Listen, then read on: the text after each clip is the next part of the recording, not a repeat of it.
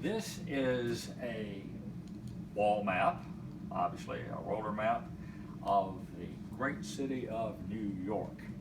And it was done actually by RAND McNALLY, which was based in Chicago. But in the early 1900s, like 1910, they opened a shop and a printing shop in New York City in Manhattan.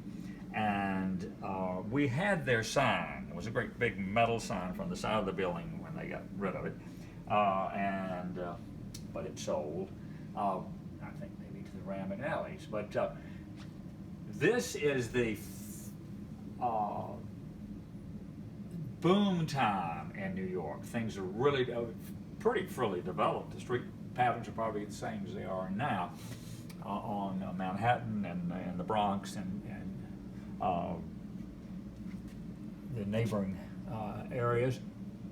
But in 1969, I quit teaching and graduate school to become a stockbroker with E.F. Hudson, one of the older and top names. Edward Hudson was married to Margie Meriwether Smith, who was an extremely rich woman who owned the Washington Post. And at any rate, and they lived on a yacht very, very often. But let me say that I worked and lived in this area.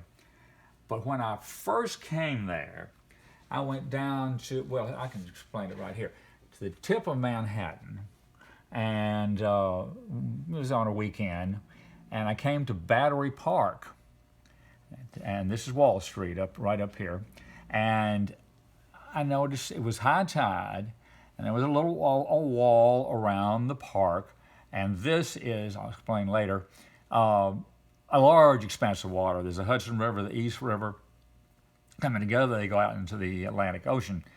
But I stuck my hand down, and I could actually reach down and touch the water. I might have been kneeling at high tide.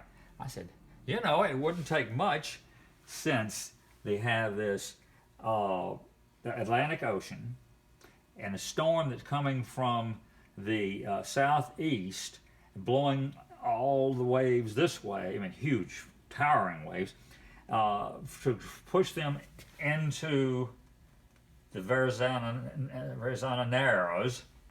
See how narrow that is? Okay, that's going to cause a wall of water to come up through here, and that is the end of Manhattan, Battery Park.